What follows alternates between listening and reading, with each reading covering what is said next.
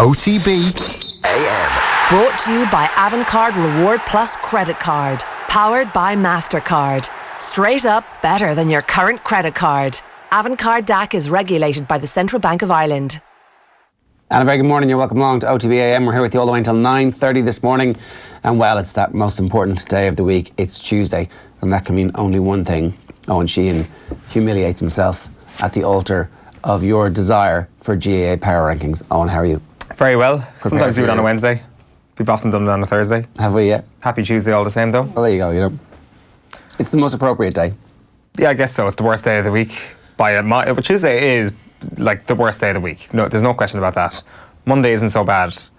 When you get older and stop clubbing on Saturday nights, it's actually grand. Is it? Yeah, it's fine. Tuesdays? Yeah, it's fine. Great, looking forward to that. Yeah.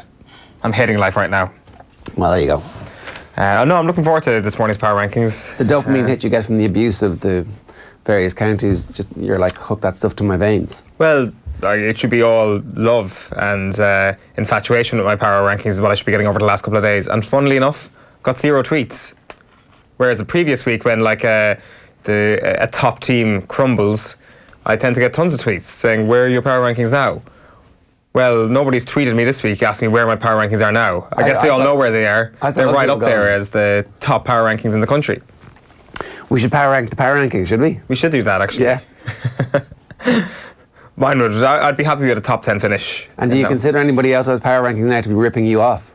Well, 100%, of course. I came up with the whole idea of Power Rankings. Nobody Power ranked anything ever until history, I did this, you know. So a pioneer, I think, is how I'm known. I do wonder who created the first Power Rankings and what they were.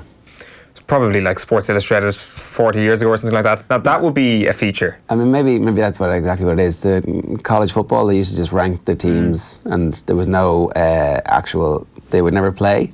So at the end of the year, you would be named the national champions on the basis of a bunch of hacks getting together and voting Power Rankings. And it's still the case with the football season in particular, isn't it? They introduced playoffs.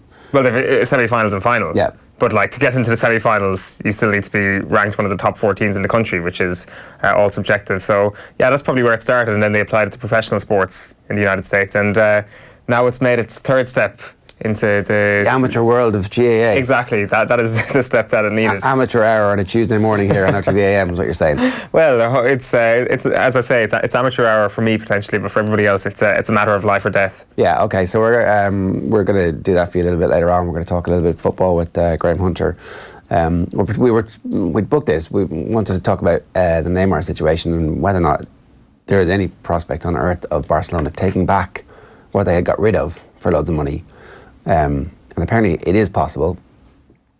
You were just saying there that they're insisting that he apologise to them first. Yeah, apparently there's a lawsuit going on over an unpaid bonus to Neymar. Neymar's not going to drop that by the sounds of things. We'll see how that develops. But yeah, they want Neymar to come out publicly and say sorry for the way he left Barcelona, which I think would be rather hilarious. That would be like when people are kind of wincing at him rolling around the ground in Russia at the World Cup last year, you're thinking to yourself, what would be the comeuppance for this man?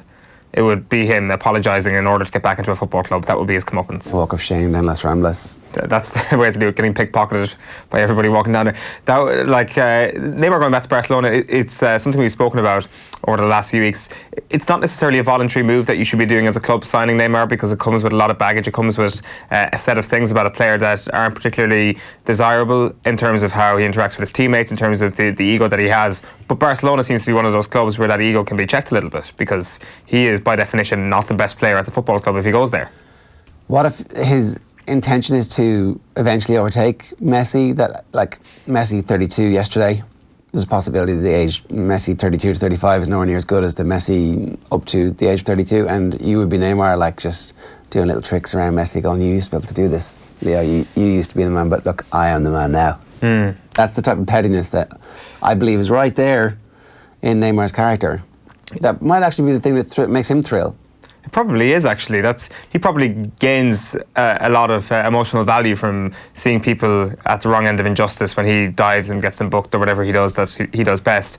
Like Lionel Messi, does he have the power to actually create a legacy of what's left behind him at Barcelona? Of course he does, but does he have the power to actually create things on a behavioural level? Can Neymar change his ways because he feels like he is the new Lionel Messi? Does he actually look at that mantle as an important thing? You mean in a good way? Oh, in a good way. Well, can leopards change their spots? I mean, I'm sure, if you dipped them in bleach, maybe. But that's about the only way. The other thing I want to talk about is the Leinster Football Championship. Interesting tweets from Eamon Callahan yesterday, saying that Eamon Callahan, that he thinks it's time for boycott. So just retired last year from Kildare. Did he have the record number of championship appearances for Kildare? But certainly a storied Kildare footballer over the last decade and a half. And he was saying that he thinks that it's time for teams to boycott it, and that the blame lies as much with the county boards as it does with the GAA. Is this a possibility that actually a players' uprising could force the hand of the GAA? Well, the answer to that question is yes. If there was a players' uprising of that sort, of course it's going to force the hand of the GAA. Things would have to change. Whether or not the players would actually boycott is a different story. So this is Eamon Callahan's tweet. Probably at the stage now where teams should boycott the Leinster Championship. It is a joke. County boards are as much to blame as the official GAA for allowing this to happen. So when it comes to this, like, the idea of the strike is obviously hugely dramatic, and like the potential for this to happen, I'm not quite sure it's actually that realistic. If you did a straw poll of everybody in Leinster, the idea of strike, it's kind of like a word that may kind of cause a bit of fear. And is it actually something that is required for things to change? I'm not so sure. We can see the evidence in front of us. That should be enough for things to change, no? Although we don't have a great track record of that. No, there was a good line about, if you are going to deal with a problem first, you have to recognise that you have one. And like, looking at Marty Morrissey's piece, nobody thinks there's a problem. Like, nobody thinks it's a problem. It's all cyclical. Don't worry about this. The other counties will get their houses in order. We're relying on Meath and Kildare to somehow bridge the gap to Dublin to make the Leinster Championship a viable thing, when, like, it's nonsensical. It's really nonsensical. And here's the thing. So, no matter what number of tiers you have, at some point, that Meath team are going to be a Division 1 team against that Dublin team. And the margin of victory is going to be fairly similar. Like, so Meath will play better, but Dublin weren't that interested in killing them on Sunday and could have killed them by more. So the issue isn't that Meath will get better and close the gap. It's that Dublin could also get better by whatever amount of improvement you're going to see from Meath. So I don't know. I mean, maybe the players coming out like this, like the most recently retired players coming out and saying this kind of stuff, it's important. Yeah, it's also recognising what the issue is here, that there are problems with separate county boards, there are clearly an issue with the provincial council. But to be fair, like, if you're going to absolve the GAA of blame, I don't think that's really fair either. I think the GAA at the highest level have to take a huge amount of blame as well here. Everybody, like, to be fair, we can criticise Dublin and what they've done with the money as much as possible. The way they went about it, and we'll get into their strategic review from 2002 in a little while, the way they went about it was pretty smart, I think. It was like, ask for more money. Oh, hold on a minute, we've got more money. Hold on a minute, we've got a massive population base that we can actually use this money with smart people in a brilliant way. The thing is, should they have been given that handout? And the answer is looking increasingly like no. Well, I think they should have been given the handout, but there should have been a staged rollout of this across the rest of the country so that you can... But what I mean is, when I say they shouldn't be given the handout, I mean in that blunt way. It's like, let's just forget about everything else for a moment and let's just focus on this one issue, which is a decent way of actually rectifying things in other organisations, when, say, that there isn't going to be a huge amount of suffering around other parts of your organisation, where you can focus on one area and make it better. So they've run it like a business. They picked one area that they need to get better and they've done it, but it was just too rapid. They needed to make it urban areas, so it needed to be Cork City and Belfast and and then you should be able to apply as a GAA body in Galway City, and just, it should have been, we're focusing on urban areas, and then you could have actually extended that to towns where there isn't enough of a GAA population. We're going to inject a lot of money into that and see where that went, to try and beef up the competitive landscape so that it wasn't just all centred on making one area better than everybody else. Here's what's coming up, because we are going to talk about this. Sports page is coming your way. The 2002 strategic review, Owen's been parsing the document. Somebody had to do it, and he's been charged with it. So while he was doing his power rankings, he was also doing this. Mickey Quinn's coming your way at 8:05. Longford Football. We'll ask him about all this course. Owns Power Rankings 8:25. Graham Hunter at 8:35. Some transfer talk with Phil around about 8:50, and sports news at 9:05. You can use the hashtag OTBAM to get in touch with us this morning. It's 7:40 a.m. You might just be listening to us this morning. If you are, you're very welcome along. We're live on offtheball.com every morning. Just go on to offtheball.com/radio and hit the player button, and away you go. We are sports radio in your ears. If you want to watch us, of course, you're getting us on YouTube, Facebook, or indeed on Twitter. It's time for the papers. So I'm going to start with a couple of good stories from the back of the Star this morning. Shambles. Benitez given no warning of statement. Fans may boycott legend Shearer slams departure. This is an interesting story that Mike Ashley personally intervened to get rid of one of the best managers in world football from Newcastle, which has been an anomaly shambles basically since he took over. Not Benitez, Mike Ashley obviously. And apparently Benitez was more than likely going to walk anyway, but hadn't fully decided, and they kind of expected that there would be last minute talks because his contract runs out at the end of June. What are we at? The 25th there. So, and then GAA turned down Curragh clash request. Derek McGrath, the boss of the Curragh, not the former Waterford hurler, has revealed that request to move the throw-in time to later on Saturday evening or the next day fell on deaf ears. So the Kildare game throws in at 5 o'clock in Newbridge. The derby is at 5:20, and the Curragh and Newbridge are 5 miles apart. I don't know if everybody is totally and utterly aware of the roadworks situation around the N7. I think you probably are at this stage because you've heard about it enough wherever you've been consuming news for the last 2.5, 3 years, however long, 20 years, however long it's been going on. And so there is a concern that traffic will be a shit show on Saturday evening, and it may well be. So I don't know, maybe they would have 7 o'clock throw-in have changed things, might have staggered things a little bit. People were able to go to the derby and then go to the match. Did it clash last year as well? With the Mayo game? Yeah, I do recall there being some mention of the Curragh and the massive amount of people that would be in Newbridge causing trouble that evening as one of the threads around that mad narrative last year. So yeah, it's a bit of it, but I think that was that at 5 o'clock last year as well? I can't remember. Newbridge and Norway seems like 5 years ago at this point. They also have a story about Declan Rowley, the former Longford selector, has rode in behind Eamon Callaghan and his call for a boycott/strike. So there's two, and do you know what? Maybe it is a situation where nobody's really thinking about this. Nobody's thinking, yeah, it would be a great idea to strike, and then somebody says it, and it's like, hold on a minute. That might fix things. Isn't striking for Cork hurlers or for SIP2 workers or whatever it may be? Actually, hold on a minute. This is something that we can do as well. It's not exactly something when it comes to the most dramatic of circumstances. Actually, hold on a minute. It is one of the more dramatic circumstances that we have. We've got a failing competition that used to be great, and that failing competition is actually going to start infecting the rest of Gaelic games in a while. So maybe it is, and maybe Callaghan's words, his tweet, could be something that starts something very, very dramatic.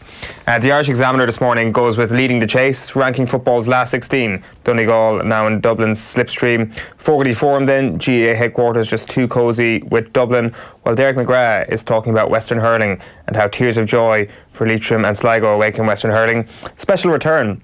Could Jose Mourinho follow Rafa into the Toon hot seat? We'll get Graham Hunter's take on that a little bit later on. And rekindling the affair, Tom Watson in the running to shape Ballybunion's future. Then also you got Mike Works calling today. Aggressive Cork rediscovered their running game, but what is Kerry's calling card? The Herald cruise over for Blues, drive for 5 has now begun. So the easy part of the championship, the tune-up, the preliminaries, i.e. picking up the first bit of tin, the Leinster title, is over, and their serious business starts there. But it doesn't really, because we could yet have a Super 8 situation where things are pretty straightforward for them. And Connolly takes flight at the back page headline.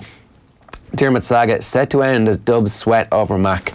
So it looks like Connolly's not coming back this year. He's heading to Boston to play with the Donegal club again. And also Dublin are waiting final word on the severity of the injury suffered by James McCarthy. I don't know if that's just because they're waiting for swelling to come down before the scan can take place, or the scans haven't come back yet, but it didn't look good. The back page of the Irish Independent is Dublin return off the table as Connolly heads to US. This is the story that Ger just mentioned there. You've also got a couple of more bits of information from Michael Verney here saying that Dublin panellist Colin Baskell is also heading away for the summer as he links up with Chicago side Wolf Tones, while 2016 Hurler of the Year Austin Gleeson is another on the move with a transfer granted to the Tipperary Hurling Club. in New York. You've also got Dundalk Chief Executive defends €30 stand ticket price for a Euro clash with Riga. Fans unhappy with that price. It previously charged €25 for stand tickets for Champions League qualifiers at the ground, but Riga will be lower profile opposition than Bate Borisov or Rosenborg. Seems pretty steep. You also there in the picture on the back of the Irish Independent is Chloe and Sam McGee in Minsk at the European Games. The Irish Times is the Kevin McStay column. Donegal shaping up as biggest danger to Dublin, so he's got them number 2 in his power rankings.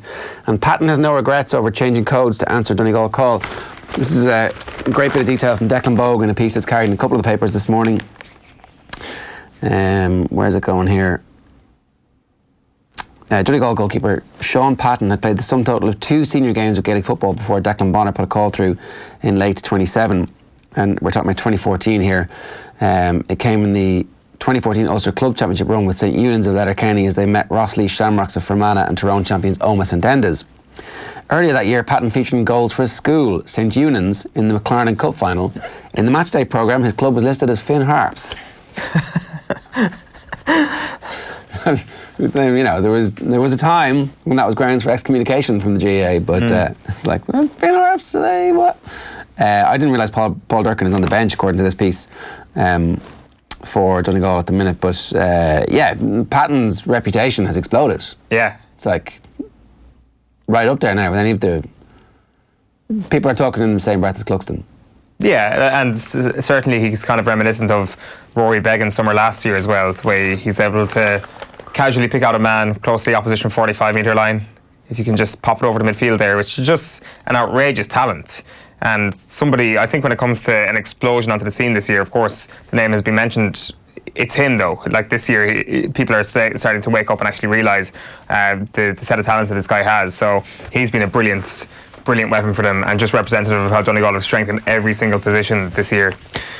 The Irish Daily Mail this morning goes with "Let's boycott. Critics want action over Dublin's funding." This is Eamon Callaghan's tweet as well, and they've also got a quote from John Horan at the qualifier draw on radio yesterday morning, asked about the model of funding for Dublin and if they're going to look at perhaps changing that. He says, "No, I'm not going to say that that's on the agenda at the moment."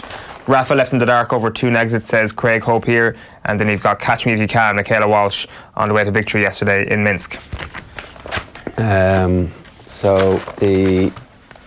it is there. It is the Racing Post, and it's a picture of Owen Morgan lording it, England out to extend ODI dominance over Australia. So Owen Morgan there pictured, obviously in great form at the minute. Newcastle slashed for relegation following Benitez blow. There you go, Mike Ashley. What impact does it have? Everybody thinks you're going to get relegated now. 7-2 is the price for Newcastle. They were 6-1 before that. I don't think there was any chance of them getting relegated when they had Rafa Benitez as their manager. The Coolmore Colossus, a major new profile series, begins with John Magner, the pioneer who revolutionised racing and bloodstock. So if you want to know a little bit more about the bloodstock industry and John Magner's involvement in the whole thing, then pick up today's Racing Post. Gibbs Hill Gamble in plate has bookies on the run. So this is the Northumberland plate that they're talking about today. The back page of the Irish Mirror is Toon Barmy. Benitez was not told by club they wanted him out. Shearer slamming shambles club as angry fans revolt. You've also got an Andy edition here, says Paul O'Hare. Andy Boyle signing a bumper 3.5-year deal with Dundalk. And then shock and woe. There you go. That's it. Top of the morning to you.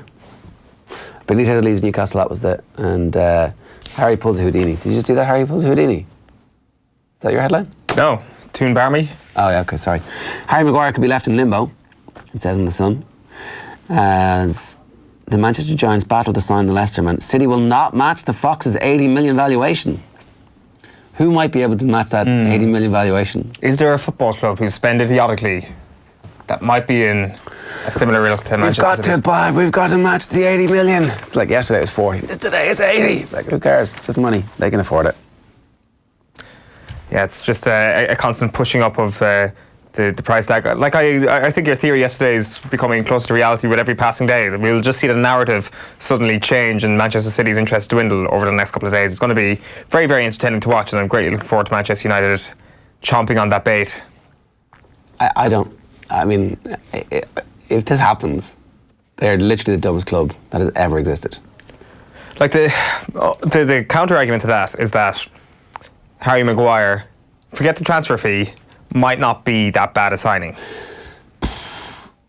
In fact, he'd actually be a good signing. Well, he would be a good signing at the right price, because if you overpay him and if 300 grand a week is now the new basic salary, then everybody else is going to match themselves against Harry Maguire.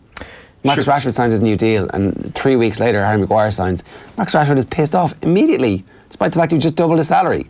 It makes no sense. The economics of that, and the bit where they're sitting side by side and Marcus Rashford scores 25 goals next season, Harry Maguire makes a few mistakes. Doesn't work.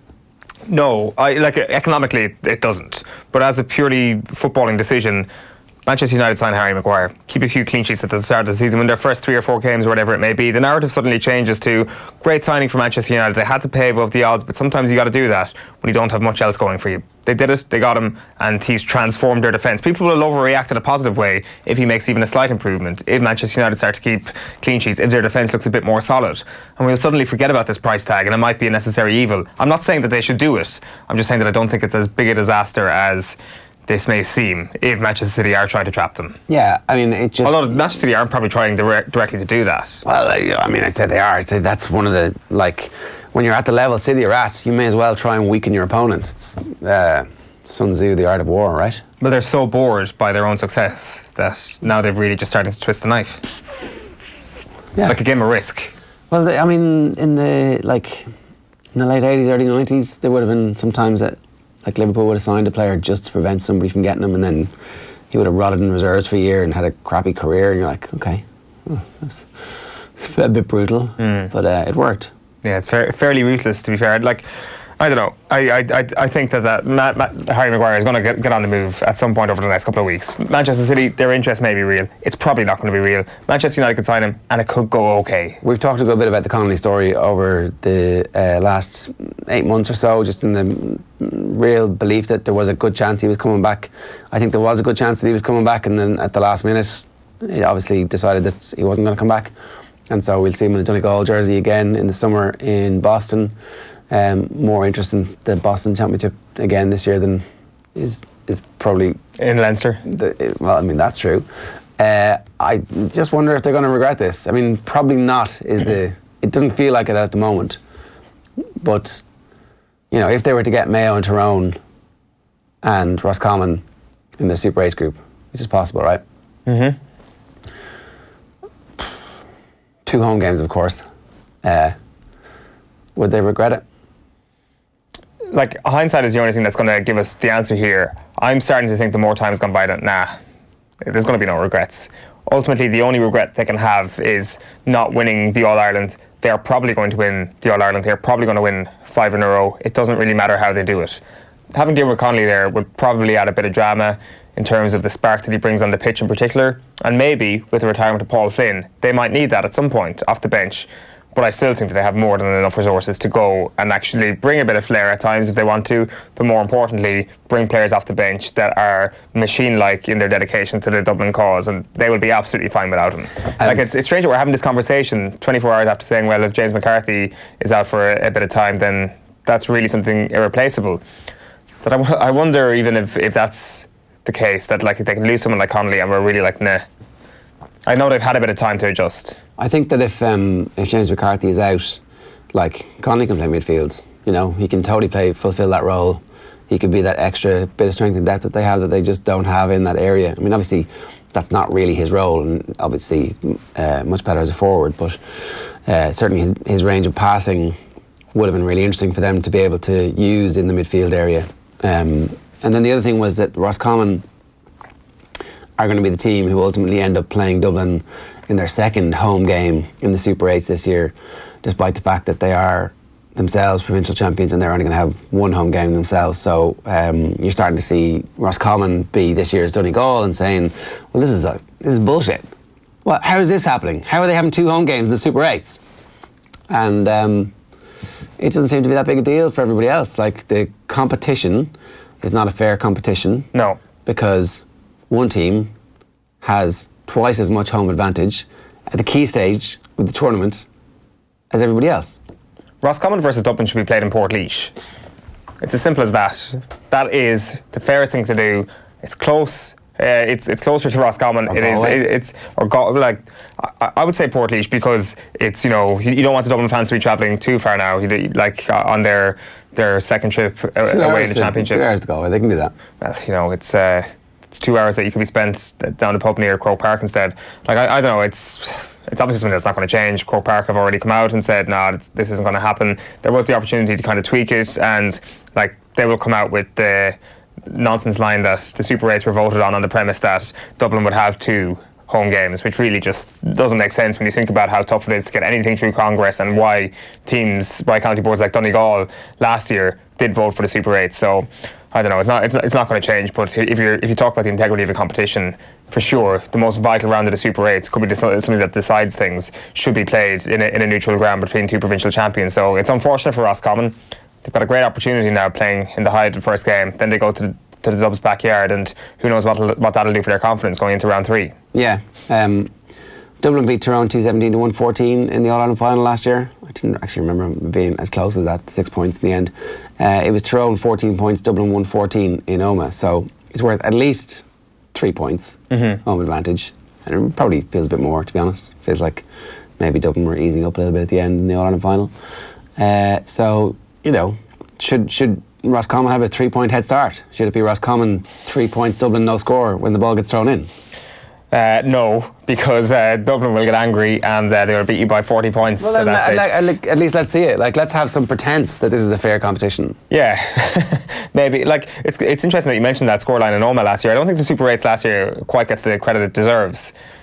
Like, I think it's been quickly written off as this thing that shows that the Super 8s is a little bit stupid, or didn't really work last year. I think it was a bit better than we thinking. This year is going to be a lot better than last year. It was one good game. You can't. I'm not having it. It's 7:57. Cork's Kieran O'Sullivan shed some light on the expenses issue that players are still having in the women's game at our recent Super Value Roadshow at St Finbarr's GAA Club. Like, we've a lot of students in college now. Say, take Melissa Duggan. She was player of the match there on Sunday in the Munster final. She comes down from Dublin 3 nights a week of her own, at her own cost. Like, to me, that's not right. Like, as I said, it seems like we're always giving out, but until we close that gap, I don't think we'll be content. Basically, the very least is everybody should be getting mileage for driving to train. Like, that's not like, you don't worry about saying I'm always giving out. Like, that's we'll give out for you on that behalf, because I spent 2 minutes giving out this morning about it on off the ball. I just when I read the article, I was like, so what does this mean, that everybody's driving around the country playing ladies football, not getting paid, or for the miles, not getting being able to reimburse themselves, because the amount that we all put into it, and the amount of time away from loved ones and family, and a lot of it is travelling. If you have someone driving up and down to Dublin 3 times a week, that's about 300 quid. Like, that's big expense to her to represent her county, and that should not be stood for in any organisation. Yeah, I couldn't believe it listening this morning. I don't know how I was so naive to just assume that actually any inter-county player at any level, male or female, would be getting at the very least expenses, never mind playing for the most successful county around. Yeah, like, when I started back in 2012, like, getting a hot shower after a match was, you were doing well. Like, now we have come a long way, so like, hopefully we have to stay positive. I think we are going in the right direction, and I think we have made huge leaps and bounds. The likes of Super Value getting behind us, supporting us, I suppose. We are narrowing that gap between male and female equality in sport. I have 2 small girls there, and keep it going. Keep it going. I'll back you up. The Sport Ireland campus Blanchardstown is the home of Irish sport, not just for our athletes but for you in the community. Check out our amazing offers for families with kids camps, sport academies and birthday parties. Or for adults, why not join our gym with a 50-metre pool? Or your club, school, friends can book one of our world-class indoor or outdoor facilities, including our brand new field sport covered pitches. Find out more on nationalsportscampus.ie. Join Bruce Betting now for a risk-free first bet up to €100. That's right. New Irish accounts can enjoy a risk-free first bet up to €100. So if your first bet loses, we'll refund your stake with a free bet. Now that's giving you more. Bruce Betting. in-store, online and now on your phone. T's and C's apply. Please gamble responsibly. See dunlewy.net. Yeah, great stuff from our roadshow in St Finbar's, and we're back on the road. We're headed to Gweedore in Donegal. McGee, Kevin Cassidy and Brendan Devaney, at least, and some more. And it's on Wednesday, the 10th of July. It's up in the Gweedore Clubhouse. It's all part of our summer of roadshows with Super Value. And the only way to be there is to get your tickets on the night. The only way to enjoy the full show is to be there on the night. So you can get your tickets at offtheball.com/events.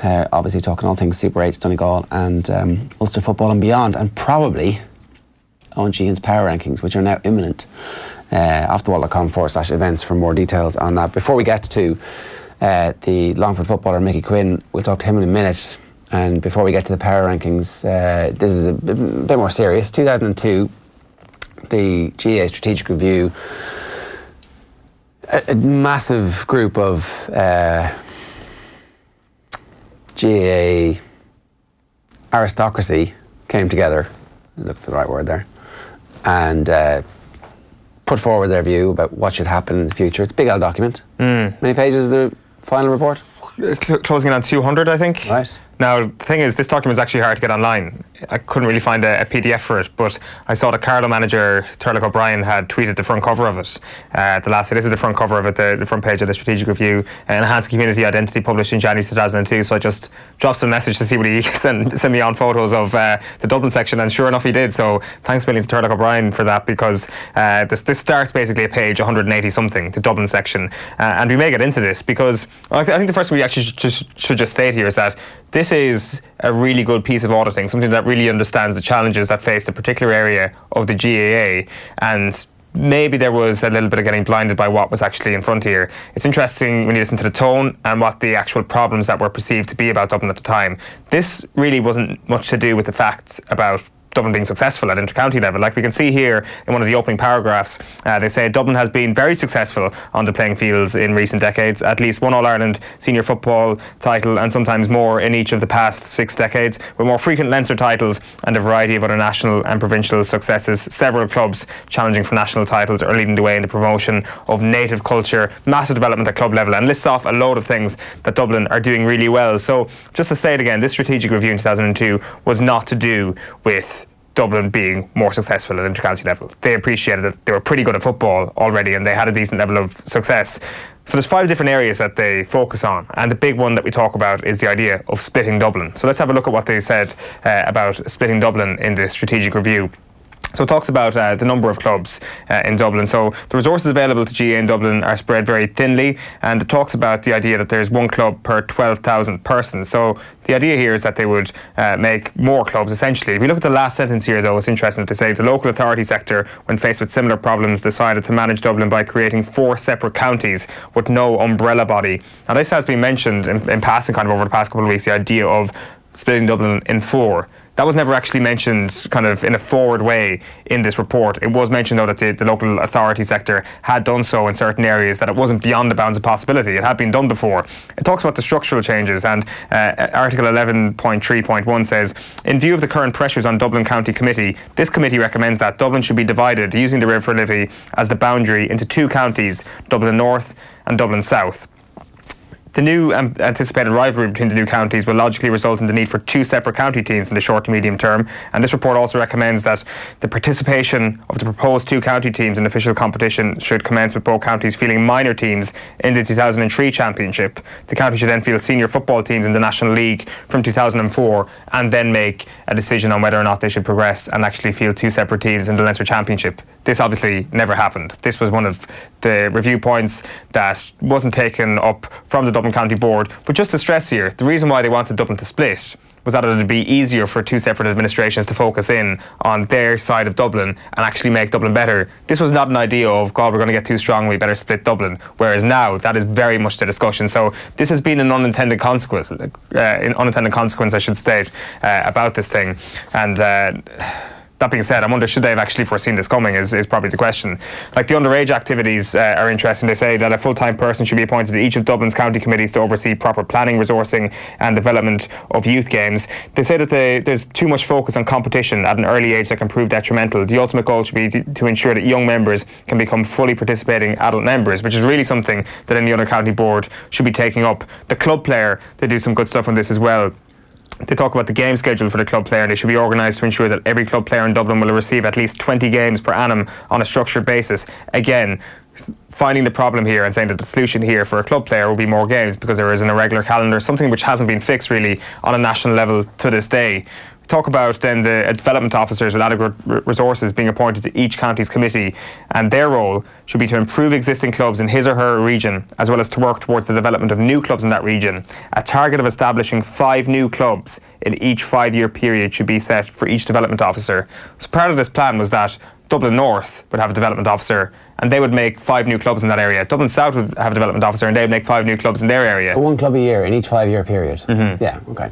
Like that, this is massive expansion. A huge undertaking. It really is. Like, the counterpoint to all of this, and something that is often thrown out there, is the idea of, what about Dublin hurling? If Dublin football is doing so well, why aren't the Dublin hurlers dominating? Hurling is covered in this report, and it's a bit behind, obviously. It says that a separate Dublin hurling committee should be established and must have adequate resources to plan, develop, fund and promote the game in Dublin. And where it would best serve the needs of Dublin hurling, an amalgamation of clubs or teams should be considered. So they were not considering Dublin South and Dublin North for the hurling team. They were considering one Dublin hurling team, and they weren't talking about this massive expansion of the club game when it came to Dublin hurling. In fact, they were talking about the other possibility, the possibility of amalgamation. So there's a great line there. Can you stick that one back up? Sorry. The lack of profile in hurling in the Dublin area can contribute to the decline of some traditional hurling clubs, which once were very strong. Some of their catchment areas are now much stronger in football. As a result, a situation exists in Dublin where football and hurling are seen as competitor sports rather than as 2 complementary sports working towards the promotion of the aims of the association. Which is interesting. Like, Dublin's a football county. That's why the hurlers aren't dominating. It's a football county. It's as simple as that, and that's something that's recognised here. And like, everything that they tend to point out here is close to bang on the money. Like, when Tom Ryan says in that Marty Morrissey piece of the weekend, well, it worked, it's a plan that worked. Well, of course it worked. Everything that they pointed out here seems to make a bit of sense. The difference is the money that was pumped into it has obviously accelerated this to a different level. Like, the marketing and promotion of the game is essentially why this thing was undertaken. Population growth. The last 5 years have seen rapid growth in the number of people living in the greater Dublin area. They talk here then about the situation around Gaelic games, as people's preferred activity is not great at this point in 2002. Main competitor organisations in the sporting arena are investing significant amount of money in marketing their games aggressively, including in areas and in schools where previously the GAA was a dominant entity in sporting terms. The GAA in general was getting overtaken in Dublin. It was starting to become a problem child, if I can use that phrase, in Dublin sport. The promotion of the association and its games in Dublin should be the primary initial focus of the transitional committee, the promotional programme. So again here, talking about the dwindling market share of hurling, especially hurling in the Dublin area, and the profile needs to be raised. The promotion of the games has been affected by the relatively recent rapid growth of population in areas where the GAA is not yet fully organised. It's incredible to even think that. As recently as 2002, there just was areas of Dublin where there was not full organisation of it. There still is. There still are some areas where they're not fully organised. And like, this is why the line will be put out there that this funding cannot stop. I mean, like, there's a strong case that funding has worked, and rather than cutting off the funding, the thing that we should learn is that funding works. I mean, there should be ways being sought to increase the funding in other areas of the country. Not on a per capita pro rata basis, but in areas where it's needed. Like, here's a model, what aspects of it are applicable elsewhere, how much money do we have, and how much money do we actually need to make this work in other counties? They talk about the money in this as well, and this is just kind of like a final point. The resource requirements on this plan and for the transition into Dublin North and South, that the new county committee structures and a transitional committee will require massive financial support to achieve their objectives. They'll need to prepare a business plan for the investment required, but this particular committee estimated that €4.5 million per annum will be required, and it is broken down as €0.6 million for administration, €1.95 million for coaching, and €1.95 million for physical development. What's physical development? Strength and conditioning. No. Is it? Couldn't be that. You know, sorry, physical development. The strength and conditioning would come into the coaching. Sorry, must be capex. It would be capital expenditure and stuff. No. Is there a line on it? There isn't. Okay, well we'll come back to that. It's a lot of money. It's facilities, you presume, and things like that. Either way, what I'm just trying to say there is that to put forward what they exactly want, what exactly they need. It's a huge committee. The who's who of Dublin GAA, of Leinster GAA, of the GAA as a whole is listed as a signatory at the bottom of this report. Makes for interesting reading, and again, it's just one of these things where you're like, yep, this makes sense. If I'm in Dublin's position, I want all these things to happen. And now we're here in a position 17 years later. Tom Ryan is saying that it worked, it has worked. But and we're not going to change it. That's certainly the sound we're getting here. All right. Well, so we'll delve a bit more into that document over the coming days and try and get some of the architects of it on to see if they envisaged at that point that there would be a knock-on impact if it was successful on the senior inter-county team, because it's fairly obvious that that was going to be the case. It is 10 minutes past 8 this morning on OTB AM, the Sports Breakfast Show from Off the Ball. You're very welcome along if you've just joined us. OTB AM is brought to you by Avantcard, powered by Mastercard. We want to move on. I'm delighted to say we've got Mickey Quinn with us this morning to talk to us about the Longford summer and the state of the game generally at the minute. Mickey, when your season started, did you expect to be finished up by the 25th of June? You must have had some high hopes that there was a bit of momentum behind you at one stage. Morning, lads. Yeah, pretty much. I suppose from our point of view, we're always looking at maybe 5 championship games as kind of a realistic target for us. You know, like Leinster, maybe get 2 or 3 games in Leinster and then a run on the qualifiers. And that's kind of where we've been aiming at the last number of years. As you talked about the Leinster Championship, it's, you know, with Dublin in it, it's a whole different ball game. But then when you take a step back and look at the 16 teams that's left in the championship, there's 6 Leinster teams still there, 3 Munster, 3 Connacht and 4 Ulster. So as much as the Leinster Championship's a dead rubber, there's a lot of teams doing a lot of good work when it comes to the qualifiers. Yeah, I mean, you guys obviously did plenty of good work this year. You gave Kildare their fill of it and probably should have beaten them that first day. Yeah, we had our chance, and I suppose that's the thing. I think we set ourselves up. We were coming back the whole time before half-time. We're 4 points down, and we're 8 points down at one stage, and we had the chance to win it at the end of the game. But I suppose we probably expended a lot to bring it to a replay, and then the following week we probably just haven't the numbers to get ourselves back up and at it again the following week. And I suppose that's the difference in the top teams and the likes of ourselves in Division 3, that to produce it week in, week out, that's the difficult part. Longford are one of those counties where at various stages over the last half decade or so, your management team have been talking about just how difficult it is to get all of the best footballers in the county to commit, because there's a sense of inevitability about whether or not the championship is going to be worth it. And it seems like that was something fairly similar. There's the famous picture of Darren Gallagher at work outside the game against Kildare, when you kind of felt like maybe having him around would have been able to tip the balance, certainly that first day. Mullinyocht obviously had an amazing run, but several of their best players decided not to commit to the inter-county team. And you know, from the outside, it's hard to think that like they should have committed, because you know, it's such a huge commitment to make. Like, I can understand why players aren't committing at the moment. What's it like on the inside when you see some of your best players on the outside?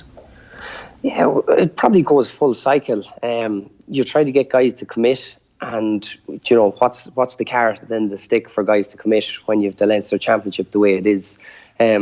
Guys probably are at the stage where it's like, oh, why set yourself up for that failure as such, rather than probably, you know, I want to compete against the best and, you know, hope for the best. But, you know, with the likes of Darren there, Darren was able to come and have a few drinks with ourselves after the game at the weekend, and, you know, he's still not gone to the States yet, but, you know, he's probably been to all our games, but just with the ruling the way it is, he's unable to do both. And I suppose it probably shoots the likes of ourselves in the foot that we can't have have him available for those games. And, if we did, we might have been able to push on and maybe have Pip Kildare and got an extra game in, and maybe have hit that target of 5 games. From the Mullin-Octa side of things, like, Dave came back in, and I think we've had 7 guys on the panel.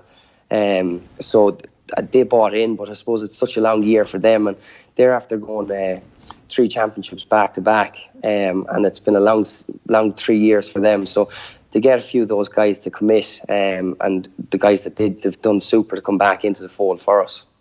Yeah, it was Dennis Carton who I remembered specifically the piece where he was just saying one of the hardest things is to get lads to commit, and there's no real solution to this in the current format, because Dublin are always going to be there and they're always going to be a team who are better. So if you can't get players to commit, you can't improve, you don't get the games in summer, it's kind of like you're trapped.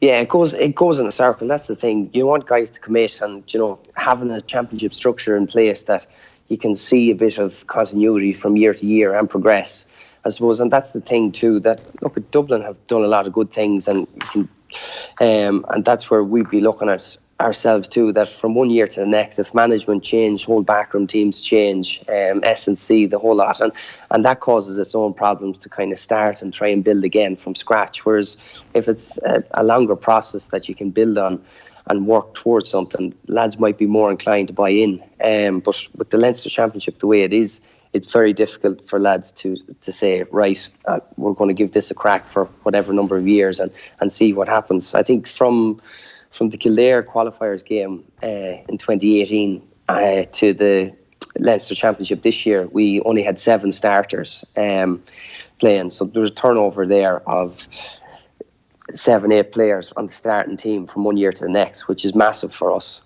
Yeah. How do you build partnerships? How do you build a style of play? How do you build a philosophy? How do you become a better team? It's kind of impossible, right? Well, that's it. And then I suppose probably from our point of view, from the Tyrone game, it's finished, it's put to bed, and it'll be probably December, January before you're back into a county setup again, and it's probably forgotten about, and there's nothing really talked about since then, and there's no real development or progression from last year. You have to start from scratch again. I suppose that's the thing, when you play a top team and the way the championship is set up, you're going to inevitably lose at one stage. So there's only one team that finishes on a high with a win. But the likes of ourselves, that has to sit that length of time without kind of analysis of a game and building from it. That's the difficult part. So Eamon Callaghan tweeting out yesterday that he thinks it's time for a boycott. I think one of your former selectors, Declan Rowley, was saying that he would agree with that as well.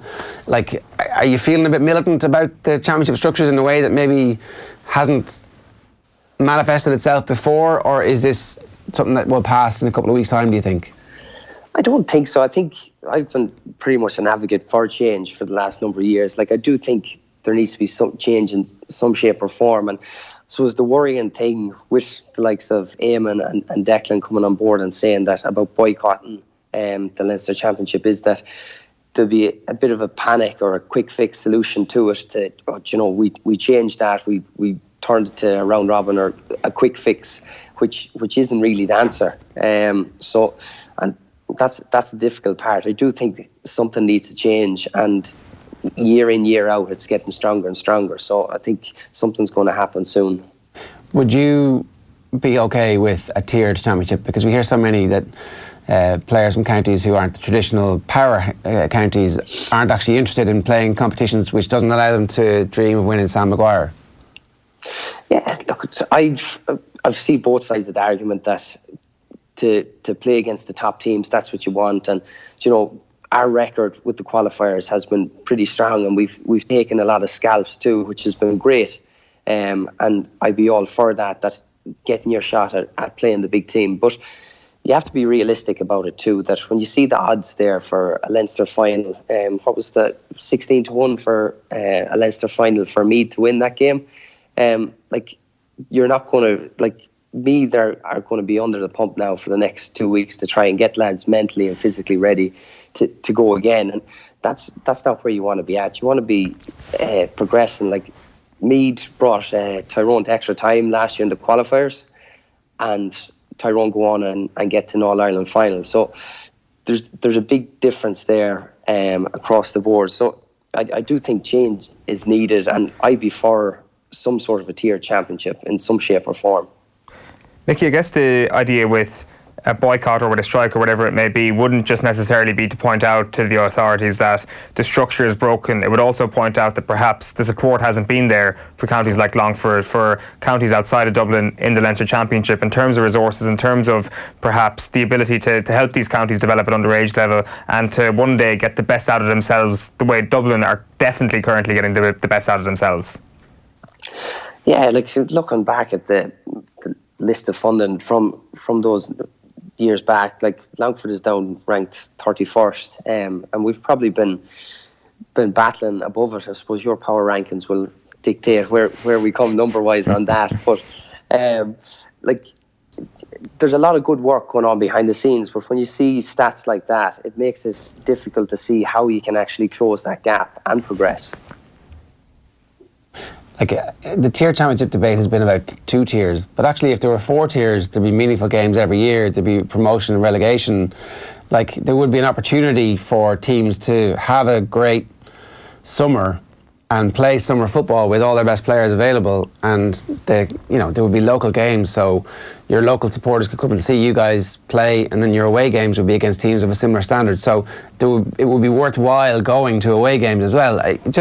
If we just gave ourselves a couple of summers of experimentation with more than 2 tiers, I think there would be an amazing thing that would happen. My fear is that if there's 2 tiers, the tiers are huge, and there's a load of dead rubber games at the end of both seasons where players feck off to America anyway because, sure, look, there's nothing left to play for. Yeah, like I do think probably 4 tiers might be too much, and then you're trying to strike the balance between whether you go with 2 or 3 tiers. Like the big thing is the league. You see where the league games are at. The only issue with the league is that it's played in shit conditions, and that's the difficult part. When it's played during February, March, when the weather is that bad and spectators can't go out and enjoy the games, to have that in these kind of months when the weather is good and teams are close together, you're going to have an atmosphere and, as you said, local rivalry. Yeah, I don't know if you're still into AFL as much, given that you were there for a while, but as far as I know, they're a sport that makes changes all the time. There's just a constant evolution of what's actually going to be best for the players, for the competition and for the supporters. Yeah, there's lots of changes going on. I suppose pre-season competitions are usually what's used as a bit of a tester for maybe rule changes and stuff. But if a tier championship or something was come into play, trial it for a couple of years and see and readapt and change it to suit what's working and what's not working, and I suppose take in all the holders that, whether it be players, managers, county boards, what's working and what's not working, and try and build on it, rather than saying, we're an amateur organisation, it's this way, leave it that way, don't change. You got to move with the times. Yeah, no, totally. You mentioned there how difficult it's going to be for me to recover from that drubbing. Like, what will that dressing room be like? Have there been times when you guys have had a drubbing in Leinster and then been able to come back out in the qualifiers and perform well? And is there anything you can kind of specifically pinpoint that helped the team to recover? To be honest, probably a break away from it. Like we went up to Dublin and we lost by 27 points, and that was probably the most demoralising or the lowest point of my inter-county career, 27 points, and it showed you, the gap, the level that they're at compared to ourselves. And I suppose you always feel that it's not as big as that, but the results showed that's what it was. So I think that the hardest part is probably taking a step back for a while and then try and go again. Everyone will be pointing the fingers left, right and centre at different directions. But like at the end of the day, it was 5-1 at half time. I don't know when the last time Dublin were kept to 5 points and a half. Don't know what the stats are on that. But like if Meath defensively, I thought were super for probably 2/3 of the game. Just offensively in the final third, they just weren't able to capitalise. Yeah. A quick word about Tyrone here. How impressive were they up close? Because, you know, their Ulster campaign, there was a sense that they'd actually come back to the pack a little bit, but then they played pretty well against you guys. Yeah, look, it was a strange game.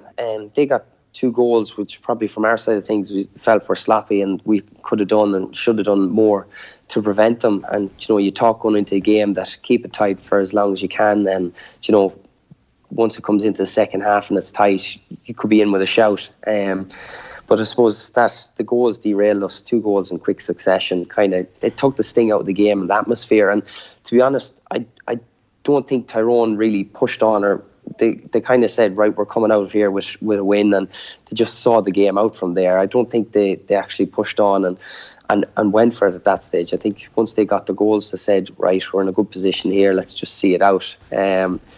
So hard to read. I think Kildare and Tyrone, it's going to be a cracking game, and I wouldn't be surprised. I have a feeling one of those qualifier games is going to go to extra time, and I think that's going to be the one. Have Tyrone gone back to being a bit more defensive, or like you can just gauge from the highlights on the Sunday game, really, as opposed to actually seeing the full game? Because there was some suggestion that might happen after the Donegal defeat. Yeah, we kind of thought the same, and probably from looking at it, but I suppose it's one of those things. We probably tried to set ourselves up in a good position defensively, and, you know, if one team's playing really defensive, the other team automatically has extra men back too, so it kind of pans out both ways. So they did seem to be very defensive and sat back, but like when they counter-attack, they're a dangerous team, and with Niall Morgan in goals and that weapon of a kick out, they can definitely cause teams trouble. Yeah. Are Tyrone good enough to reach an All-Ireland final again this year, do you think? I mean, I think the qualifiers are going to be, and even the Super 8s, if they get that far, are going to be really difficult for them. I think after going through the whole back door last year, it takes a massive toll on your team playing week in, week out. These next couple of games, week in, week out, take its toll. Any little niggles or knocks build up, and I think that could go against them. Okay, so they're not quite the same powerhouse they were last year. Anybody else that you kind of have your eye on? I mean, obviously, we all know Donegal are number 2 in the power rankings, so anybody else that you think are actually going to be able to put it up to Dublin? I think Donegal are number 2 at the moment, definitely. I would agree with that in the power rankings. But Mayo is going to be a cracking game. If Mayo get out of that and can build a bit of momentum going forward, they're going to be hard stop too. But it's very hard to see after that. Mayo, Tyrone and Donegal, they all seem to be the next challengers. Yeah. All right. Well, listen, it's great to have you with us this morning. I hope you enjoy your summer, and I'm sorry it finished so early. Thanks very much, lads. Thanks for having me. Thanks a million. It's Mickey Quinn there giving us some thoughts on Longford's season and generally where we are with the championship. I think there's been a sea change really in people saying, no, I need to be able to play for the All-Ireland. While that's nice to be able to do that, the whole notion of a tiered football championship has now taken hold. And once that happens, it becomes an unstoppable juggernaut. So we're going to get one. It's just whether or not. I think 2 tiers is 1 tier at least too few. And actually, I'd be an advocate for 4. I can see the thought process behind that. I can also see the thought process behind having 2 tiers, because it still leaves it wide enough for those big shocks that you often see, that they're sometimes the best moments in a summer. And within tier 2, you're going to have every so often a smaller team, a Division 4 team, taking out someone near the top of Division 3. If the 2 tiers have conferences within them, then perhaps that would work. Otherwise, yeah, maybe you just need to divide it down a small bit more, so that you got interest to the very end, because you could have a lot of dead rubbers, particularly in tier 2 come the end with no relegation, obviously. It's interesting just listening to him there. Like, what if you're a young Longford footballer now, what are you dreaming of? A good summer in the States, or playing for a club like Mullinachta, who might be able to make it that way. Isn't that it? Yeah. What if you're not from Mullinachta? Yeah. I don't know. It's I would often think that maybe they're looking up to the players playing on the highest occasion, and maybe it is those massive days in the qualifiers where they've taken out a Mayo or whatever it may be, or a Monaghan like Conference on. Back when we had rights, we did their game against Cork, and it required some brilliance from a couple of Cork forwards in the second half. It was a draw game, I think, at half time, and Cork came out in the second half, just won by 2 or 3 points, and it was like, this is a good fixture, you know.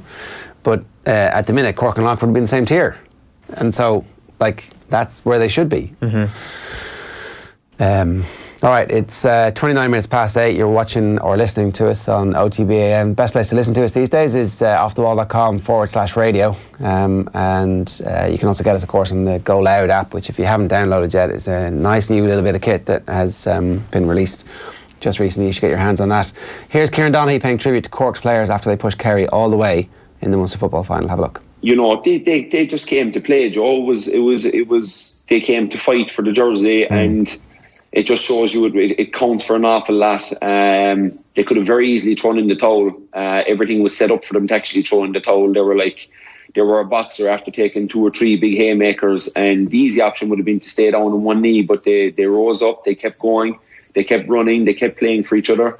And when they started to get a little bit of light through the running game, it only galvanised them more, and there was fellas running. They really, you know, when the final whistle went, I was looking out and I saw 4 or 5 Cork fellas hit the ground, and they didn't hit the ground through disappointment. They didn't hit the ground through. They hit the ground through pure exhaustion. And as a coach and as a manager, I think that's all you can expect from your team. And the Cork fellas certainly can't be questioned about what they put into the jersey, and what they put into that Munster final.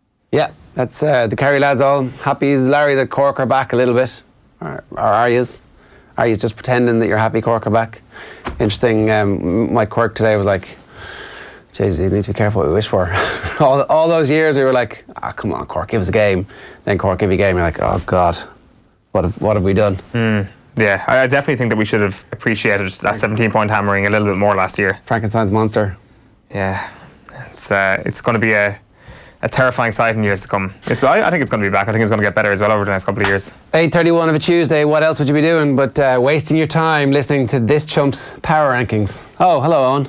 Well, it's lucky that people out there have the ability to consume such flawless content, because flawless is what this is. Find a fault in this, and you can find a fault in anything, I think it's fair to say, with the Power Rankings. We're going to start, as always, with number 33 and work our way down to number 1. The best football teams in the country. At 33 is New York, at 32 is London, at 31 we've got Wexford, and at 30 we've got Waterford. All of those are non-movers. Our first mover today is Sligo. They're down 1 place after getting beaten by Offaly, hammered by Offaly in the qualifiers, which means Wicklow are up to 28. Limerick are in at 27, of course, knocked out of the championship a couple of weeks ago, or at the weekend, I should say, by Westmeath, 213 to 110. Wicklow were knocked out a couple of weeks ago, so we've got Limerick as a non-mover, Wicklow still up 1, and then Antrim are down 2, also at the weekend, dumped out of the championship in pretty comprehensive fashion, hammered by Kildare in a 125 to 14-point scoreline. So they plummet 2 places, and that means Carlow are one of the risers. Their summer is done. They were knocked out by Longford a few weeks ago. They're up to 25, and Louth are also up 1, making way for Antrim's drop. Now, the thing is, you will say that Antrim beat Louth, and that'll be the stick he used to beat this with. I think over the course and the balance of the entire year, that result looks like a bigger and bigger shock. So it may be controversial, and Antrim people will not be happy going into next year, but at least they've got a bit of fuel to run their engine for 2020. Leitrim are down 1 to 23. They were dumped out of the championship by Clare at the weekend, which means Tipperary leapfrogged them and back up to 22. Longford then, Mickey Quinn's Longford, are down 1 to 21 after their defeat to Tyrone at the weekend. A little bit harsh, you'll say, and I do think it's a bit harsh to drop somebody in and around the 20s down after getting beaten by a top 5 team in Tyrone. But it's more to do with Offaly jumping, and their hammering of Sligo 317 to 15 points means they're up to 20, and it's as high as Offaly have got so far this year. Derry are down 2 to 19. They were knocked out of the championship by Laois. Really poor results, they will say. Great result from Laois. We'll get to them in a moment. Down are also down 2 to 18. Should Offaly not be ahead of Derry? No, they shouldn't. Should Longford not be ahead of Derry? Should Longford not be ahead of Derry? No, they shouldn't. Not right now. No, they shouldn't. What did Derry do again? Got beaten in a game by Tyrone that Tyrone were just getting warmed up in. Yeah, and then they put up 416 against Wexford. Pretty impressive scoreline. Name any other team that will put up 416 this year. Everybody will put up 416 against Wexford. Do you think so? I do, yeah. I think Kildare would. I think everybody would. Well, yeah, as I've been told in my year here, they are the worst team in Ireland. Carlo might have a chance of putting 416 up against them. Do you reckon? I don't know. I don't think so. I think Derry are a lot of people. I think Longford would put up 416 against them. I think that Derry are going to become something of a force in the next 5 years. Whoa! I think that Derry are rising a lot quicker than you think, and I think that they're certainly better than. I think if you put Derry into the Leinster Championship. Please let us not be having an argument about your power rankings in 5 years. But if we are, and Derry haven't done something in 5 years, if they've done anything in 5 years, I think Derry have shown. I think Derry have shown signs of improvement this year. Do you not think? But not enough to be like ahead of Offaly, Longford, Tip, Leitrim, Louth. They're still in the championship. Doesn't matter. Stop being so based on results. Like, I mean, like we'll get to teams that have been knocked out. There are teams ahead of Offaly that are out of the championship. That have been out of the championship. Derry. And we've got a few more coming up as well. Just because you're out of the championship, it's an unfair competition, the championship. It's all about the luck of the draw. If it was a league, it'd be much easier. Well, we wouldn't be doing power rankings if it was a league, to be honest, because the league table would actually be the power rankings. But you know what I mean. This is an unfair championship. The draw is unfair. It's all lopsided, and you have to be a little bit subjective. And the correct result here is that Derry are 19th. Down are just ahead of them in 18th. Dumped out by Mayo. A bit of an unfortunate draw. They did get rid of Tipperary from the championship in the previous round, and they did well against Armagh in Ulster as well. Clare are up 2 to 17. They beat Leitrim by 3 goals at the weekend. And we've got Westmeath then at 16. Westmeath have actually taken a drop despite winning at the weekend. They beat Limerick 213 to 110. This is because Laois are up 3. And this is another indicator of how highly or how kind of middling I actually rate Derry. I think that their result against Derry was an absolutely fantastic result. I really do think that Laois's result over Derry was a brilliant result for the county, and they're up to 15 in my power rankings as a result of that. I think it was a game that I actually favoured Derry for, and I think a lot of people would have favoured Derry for. Derry deserve, as I say, to be in and around the top 20. Meath hammered Laois. Yeah, they did. And Meath are ranked ahead of Laois. But I mean, Laois beat a bad Derry team who've done nothing except beat Wexford, who are crap. Laois also beat Westmeath. Like, I mean, are you going to take issue with the fact that Westmeath are ranked 16th? Well, yeah, because they're probably too high compared to. Okay, who would you have ahead of them? Who are we?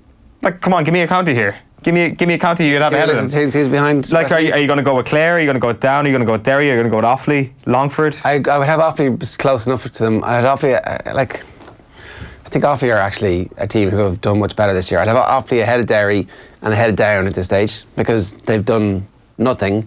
And I'd have Offaly probably. I think Offaly and Clare. I guess we'll see. Yes, we'll see. Is that your answer to my question? What a waste of time. Laois at 15, up 3. Fermanagh, non-mover at 14. Here's another one that are dumped out of the championship. Fermanagh need to get down. Why? Because they're not the 14th best team. Like, what have they shown us this year? They've shown us that they've got 2 horrendous draws. They showed us the folly of the championship structure as well. They drew Donegal, and they got beaten by the second best team in the country. Then they drew Monaghan, and they got beaten by Monaghan. What else are they supposed to do? Like, they could have put up a better offensive plan. They could have put up more of a fight. They could have got beaten in a higher scoring game, perhaps. They were never going to win those games, I don't think. And the thing about Fermanagh is they're very, very close to their ceiling there, flirting just outside the top 10. I think they got to 11 maybe at one point this summer. They had a good league campaign. I think they're vastly overrated on 2 performances last year. One of them was smash and grab against Monaghan in the Ulster Championship. And I think you've massively overrated them. I don't think I have. It's unfortunate to have to bring up any league form, but unfortunately you have to with Fermanagh because of their crap Ulster and qualifier draw that they got in this summer's championship, and the fact that they conceded less scores or less points than anybody else in the National League in the championship this year. Well, Donegal and Monaghan. Yeah, but how good were this Monaghan team, it turns out? Well, I think that this Monaghan team were underperforming massively, and these are rankings representative of where you're actually at, so how good this team Monaghan is. team knocked them out. Not a bad draw, it turns out. Monaghan are still above them, like, I mean, we haven't even got to Monaghan yet. Meath are in 13th place. I've just heard a very angry producer there, disappointed with Meath being below Kildare. Meath are down to 13. They're down 3 points, 3 places because they scored 4 points in the Leinster final. I mean, 4 points in the Leinster final. Yeah, it's hard to argue that one, Tommy. I may have made a lot of shite arguments over the last couple of weeks, but Meath scoring 4 points in the Leinster final is a good enough reason to drop them down 3 to 13. Cork are a non-mover at 12. got that right. Well, I got to get everything right in this list, don't I? I mean, and then surely Cork have made a massive improvement. To 11. So Cork were no hopers last week. I didn't say that. Well, I mean, you did. No, I didn't. Well, you did. No, I didn't. You've been predicting that Kerry were going to kill Cork. No, I said Kerry would cover the spread against Cork, which was a 6-point spread. Thought Kerry would win by 7 or 8 points. Yeah, did they? A Kerry team that are ranked third in the world. And did they? Did they cover the spread? No, they didn't. Okay, so Cork vastly outperformed your prediction. Not vastly outperformed. 5 points. Ah. A 5-point swing is a massive compared to saying they're going to beat the spread as to not actually beating the spread, but still losing the game is not that vastly. If they'd won the game, if they run the third best team, they 100% can. They showed they were brilliant against Limerick. They're ahead of Monaghan now. Monaghan are gone. Stop getting carried away with what the championship has shown us this summer. That's the whole point. No, it's not the whole point. The whole point is that these are very measured, very calculated rankings, and they're correct. They're based on we can't just base everything on one summer. Like if Cork got to an All-Ireland semi-final last year and then crashed out and had a bit of a disappointing year, you still have credit in the bank, as do Monaghan. Kildare have a lot of credit in the bank now. They're at 11 because they put up 125 against Antrim at the weekend, and Kildare are nearing last year's form before they got into the Super 8s, nearing Newbridge form last year. They don't have Daniel Flynn, and there's every chance that they don't make it to the Super 8s. We'll see. Monaghan are down 1-10. Beaten by Armagh at the weekend, and Armagh are ahead of them here in the rankings at number 9. And people will disagree with that Monaghan should still be in the top 10. But I just can't put them below Kildare, Cork, Meath, Fermanagh, Laois. I just can't have any of that crop above them until any of that crop actually break through and actually make the Super 8s. Kildare making the Super 8s without Daniel Flynn. Cork and Meath finally making it back into the last 8 would be a statement of intent and something that would move them into the top 10. Armagh, as I say, at number 9 after knocking Monaghan out. They're having a brilliant season. Galway with their fingertips clinging onto the 8 spot. Cavan in at number 7 after losing the Ulster final. Mayo at 6. They beat down by 5 points the weekend. Roscommon, the Connacht champions, are at number 5. We've got Tyrone at number 4 after their win against Longford at the weekend. Kerry holding on to their number 3 spot after sneaking past Cork in the Munster final. Donegal, the best team in the country that won't win Sam Maguire this year after beating Cavan in the Ulster final. And Dublin at number 1 after conceding 4 points in the Leinster final. Tyrone are way too high. Who would you have ahead of them? I don't know, but give me a name. I would have them behind Roscommon and Mayo at this stage. Why? Behind Mayo? Yeah. I'm not sure what your evidence for that sort of move is. If we're basing Mayo are the league champions. Mm-hmm. You know. Tyrone have been impressive in the league as well. Tyrone have showed impressive moments in the championship. They came up against an outstanding Donegal team. Of Mayo, Roscommon and Tyrone have had the toughest examination so far, and it was against Donegal. So you can't, and they lost. Mayo and Roscommon would have lost that game as well. Maybe, but I think that I just think that they're up too high. I'm not convinced by this Tyrone side. I think there's a good chance Kildare turn them over. Of course there's a chance that Kildare turn them over. Kildare are the 11th ranked team in the country. Usurping 7 positions isn't the most unheard of thing in this summer's power rankings for sure. So it could easily happen. And if that happens, guess what will happen to Tyrone? They will plummet. But they won at the weekend. They're holding on. You've got to understand their base Roscommon come from as well this year. Right. We want to move on. We're going to talk football. Graham Hunter is with us to try and restore a modicum of sanity to the show this morning. Graham, good morning to you. How you doing? Grand. I have a small piece of advice for Owen now. Owen, is this the power rankings? Why don't you take the same approach to the power rankings as you did to the draft? It's good. If you could have a set to Ali Foreman like I've just been listening to with Ger, a couple of scoops. It always helps. That's all I'm saying. How do you know I haven't already? Did I? Well, there's a difference between this and the draft. And also, did I hear Kerry described as the 3rd best team in the world? Yeah. 3rd best team in the world. Name me 3 better teams in the world at Gaelic football than Kerry, Graham. It's magic. It's when they win the Super Bowl and the world champions. I just love the adopted attitude. Lovely. It's been really educational. Come on, and Tyrone. That's Ari, we're over there. Right, Graham, we wanted to talk to you about Neymar and Griezzman and what's going on, and then Newcastle helpfully intervened and gave us Rafa Benitez to talk about as well. Is there a chance that Rafa Benitez just goes back to Spain at this point and says, okay, I've had enough of the Premier League? Because I don't know, there's no available job at the moment, but he's certainly one of the best managers operating in English football, and here he is being shown the door by an idiot owner. I'd really like that to be the case. My respect for him is high. I meet him and speak to him relatively regularly. I've done one-on-one interviews with him. But the thing that's influenced me most of all, rather than knowing him or listening to him, is whenever you speak to his footballers, and there's living, breathing evidence now at St James's Park, every single one of them, whether they like him, don't like him, respect him or not, they'll admit that he bettered them, he taught them. He is one of the most idiosyncratic managers going around, coaches going around. I've found that a lot of the love that's generated for him from footballers is often retrospective when it sinks into them. How much he changed them, how much he taught them, the fact that they felt either picked on or bullied or micromanaged. All of that they thought retrospectively was a good thing. Now, if you take that micro into the macro and you look at Newcastle, I think everybody listening to you've got a well-educated listenership and viewers at the moment in the morning. They would know that he's punched well above his weight. The sponsors I work with in my podcast asked me at the end of the season in a sort of group broadcast that we had to name a Premier League manager of the season. I felt I had to go to Rafa. There is no question that the biggest achiever, the most outstanding manager, is Pep Guardiola, and he's got that by a hair's breadth from Klopp. But pound for pound, Rafa's achievement at Newcastle, not only given the resources, but given the frustration, given the way that given the way that they're managed by the owner, the people at Newcastle, and I've been there to the training ground pretty regularly over Mike Ashley's reign, say that for all his flaws that you picked on him as an idiot owner, he'll give you a certain amount of money and then he'll give you leeway. He'll give you room to manage. He's not a particularly interventionist owner in terms of putting a spoke in the wheels and screwing things up all the time. Where Rafa has found him difficult is that Rafa will continuously be plotting and resculpting the shape of the club, the shape of the responsibilities, the ability to move quicker than Lee Charnley allows him to do in the transfer market.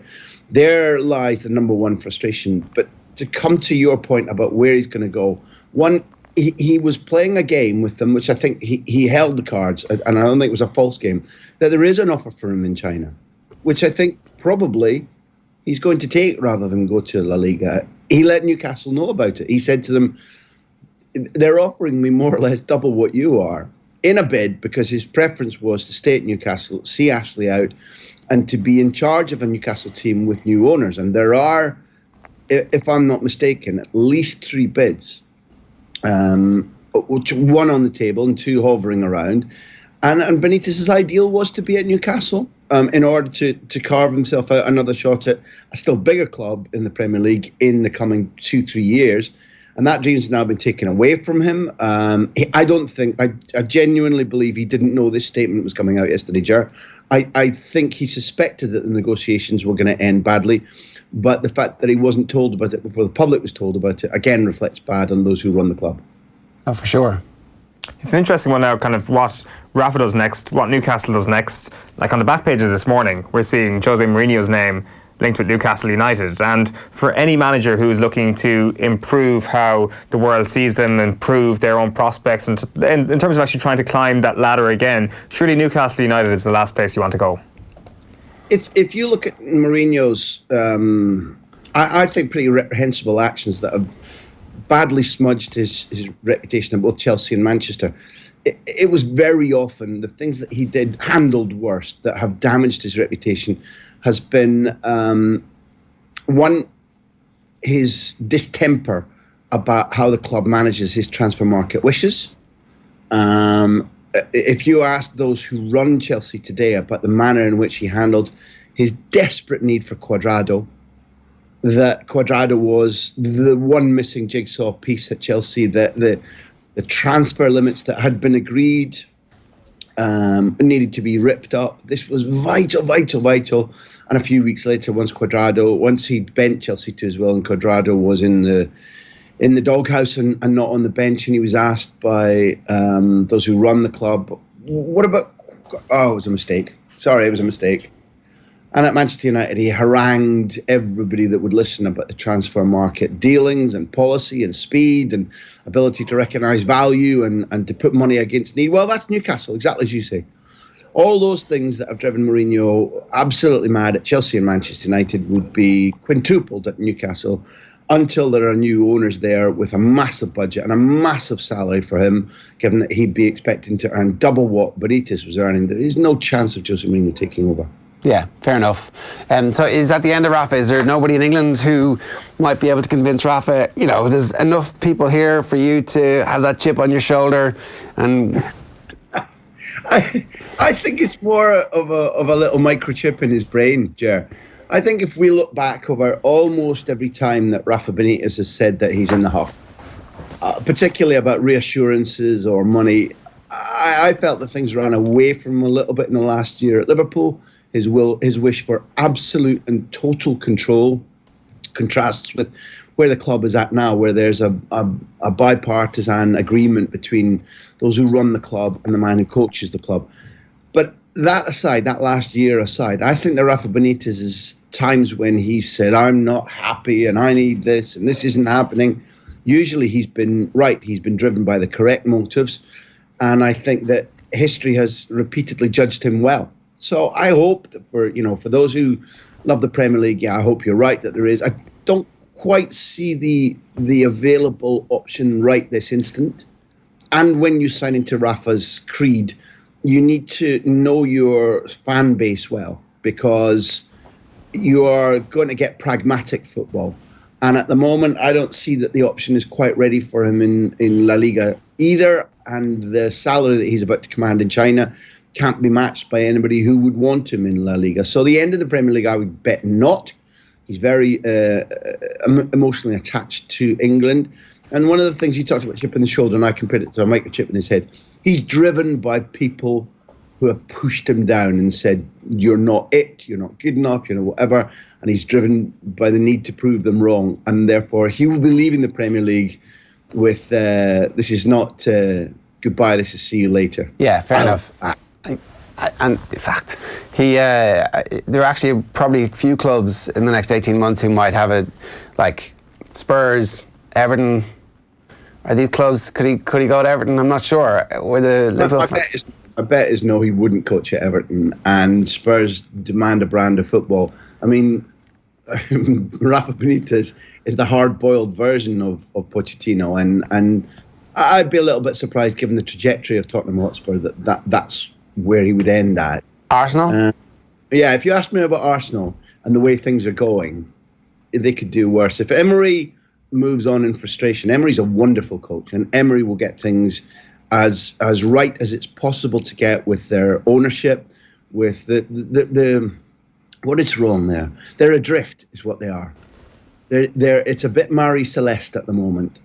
And Emery will get that as right as he possibly can. But unless the club heaves to and backs him properly, both in the market and the efficiency and the sleekness with which the day-to-day business is run, then at some stage I could understand that being attractive to Arsenal, yes. Okay, well, let's talk about the Neymar Griezzman situation, because apparently Barcelona are interested in taking Neymar back, and I don't really understand how this makes that much sense. If you've got a chance to get Griezzman, why would you be adding Neymar back into that mix too? First of all, I understand that the deal between Barcelona and Griezzman was agreed in principle, written and signed in principle over in, let me call it one of the financial paradises, in about March. And that the agreement was that come July 1 that they would pay the diminished buyout clause of 120 million euros. That comes down from just over 200 million euros. Why? Accountancy in current Spanish thinking means that buyout clauses pretty consistently now drop after July 1.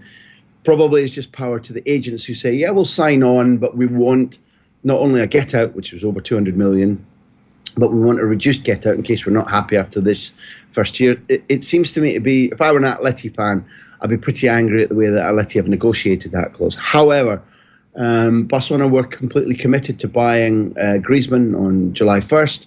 And they knew the price, they knew the wages. It was a done deal because you don't have to negotiate with a buyout clause. It's not a transfer. You deposit the money with La Liga's offices, and Atleti, or whichever the club that's losing a star, has no word in it. And then what happens here, and this is why Owen and you and I have the good sense not to preside over one of the world's behemoth football clubs. Your superstar, Leo Messi, says, I want Neymar back. And when you're the president of a club that still desperately needs Messi, and has come nowhere near the point of saying, I wonder when Messi becomes a diminishing asset, because right now he patently is not. His season has been extraordinary. And even those who point to Barcelona being humiliated at Anfield, Messi was awesomely great that night and nearly carried another 10 men on his shoulders. He has had a brilliant year, a brilliant season.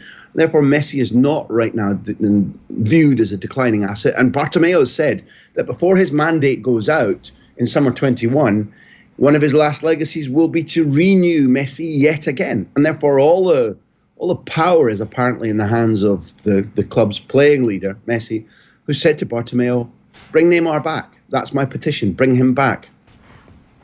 What is it about Neymar that makes him so attractive as a teammate to Lionel Messi? Oh, and I think it's there's at least two layers to it. The first layer is that Neymar's movement, ability on the ball, and previously his willingness to play left, not centrally, meant acres more space for Messi, took markers off Messi, gave him brilliant passing options. And, you know, maybe when I was a football fan rather than somebody who chronicles football, maybe I saw it and didn't quite analyse it to this extent. But I remember the first time I really saw two giants looking at each other going, oh, well, this is fun, we can play together, was when Edgar Davids came to Football Club Barcelona and revitalised the club midway through that first season of Frank Rijkaard. And Ronaldinho was looking okay until that point. And I thought Davids was an enforcer, a cleaner up of business, a Winston Wolf in midfield. And instead what I found, because I hadn't been watching him live at his clubs previous to that Davids and Ronaldinho just looked for each other at every possible instant, and everybody around them woke up as these two played their own little symphonies. It was brilliant to watch. Transformed Barcelona, they went on a 17 straight win run and very nearly came from middle of the table to win the title. Neymar and Messi are the same. They're on the same wavelength, and it's a wavelength of it's not FM or AM, it's brilliance. And therefore, in football terms, you can understand, because it's not Messi's money that needs to be outlaid, you can understand why he wants him. And secondly, the hard fact is, as distinct as they seem as professionals, Messi has been ultra assiduous, ultra focused, and Neymar hasn't. They are really close friends. And although I had my doubts at certain stages about Suarez and Neymar's friendship, there were spark points on and off the pitch. The three of them have remained in a WhatsApp group, have remained really tight, and Messi and Suarez are umbilically tight, as are the families. I've rarely seen anything like it off the pitch. They almost wear the same clothes. And to add Neymar to that is something that patently Suarez sees as getting extra juice out of probably his last year at Football Club Barcelona, in my opinion. Again, in my opinion, likely before he joins David Beckham's Miami project. And Messi is looking at the Champions League. And he sees Neymar as a key figure in making them able to kill teams off the way that Dembele, if you remember, in the first leg didn't when Liverpool were 3-0 down, undeservedly, and Dembele missed a sitter that might well have made the difference for the second leg. So where does Griezzman fit in? Yeah, I don't see that he does. There are Catalan newspaper rumours that they'll try to take both of them. One, people were already saying, where's the fit for Griezmann? I saw it, others didn't, when it was simply Neymar, when it was simply Messi and Suarez he was joining. Secondly, Barcelona are relatively open on their finances, and although they earn a lot of money, they spend a huge amount on salaries. And what's important to note is that they were scheduled to start the remodelling of the Camp Nou, €600 million project 3 years ago now, or it will be 3 years ago in August. And they haven't been able to do so because of money. Now, that is deeply embarrassing. It's a legacy project for the president. It's now not going to be done by the time he leaves the club. And I'll say it again, Barcelona cannot complete a project, can't even begin a project that they were threatening to start nearly 3 years ago now because of lack of cash. So to spend what it will take to bring Neymar and Griezzman seems to me utterly impossible. Okay, well, it's going to be interesting to see what happens. And if you were to predict one of them arriving, can they get out of the deal that they did in whatever tax haven?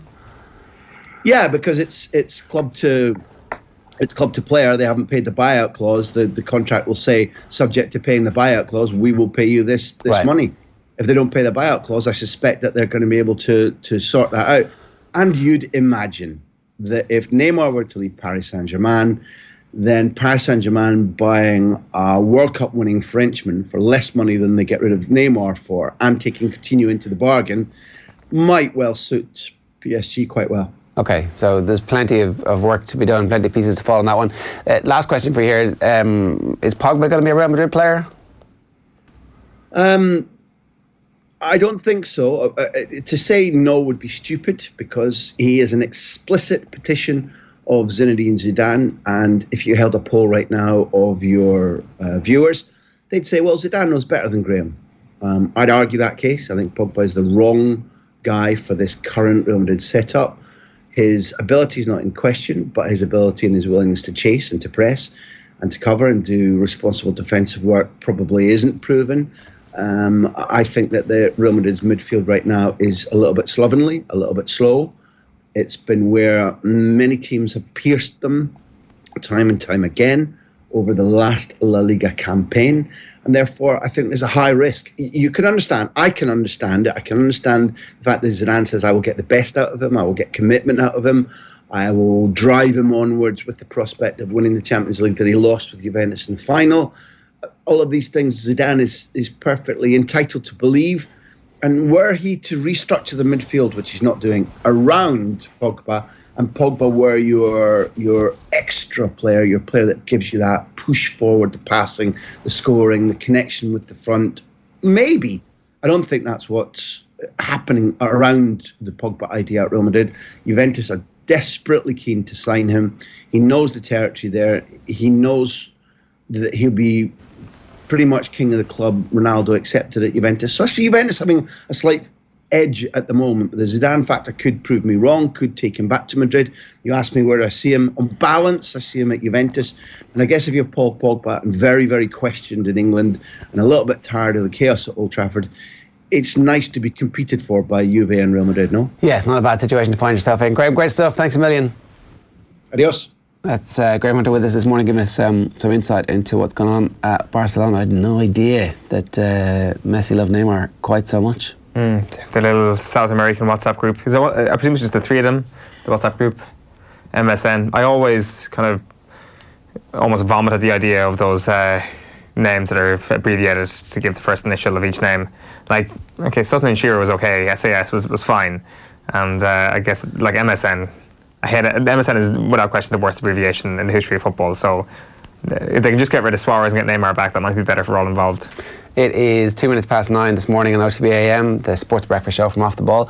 We're going to be talking to Diarmuid Connolly, the World Cup and the latest sports news with Phil Egan next. But first, let's go back to our Super Value GAA Roadshow down at St Finbarr's GAA Club in Cork. Tomas Mulcahy was in great form, told a great story about Canon Michael O'Brien and half-time in the 1990 All-Ireland final. Here he is talking about some of the dark arts used to slow Ger Cunningham down in 1989. 1989, we played them in the championship, so there was a selectors meeting above in the Glen. So they said, the man that beat us last year in the county final was Ger Cunningham. And he was so quick at pucking out the balls. What are we going to do? So they asked the question to the team, is there anyone who going to sort that out tonight? So I was the captain of the team. No one's putting up their hands. So they said, Red Crowley says, Mull, you look after Cunningham. So I have it on record, I grabbed Cunningham's balls that night. They were inside the Super Value bag. Yeah. And just for anyone in the audience, I'll give you a secret, there was more than two. There was more than four. Actually, there was 24, right? So no sooner had the ball gone over the bar, Cunningham had a bag of the best common slitters in the corner of the net. And if we were taking a free, he'd have the ball in his hand because he knew it was either going to go wide or over the bar. So as soon as I went over, bang, down the field. So somebody says you have to put a stop to that.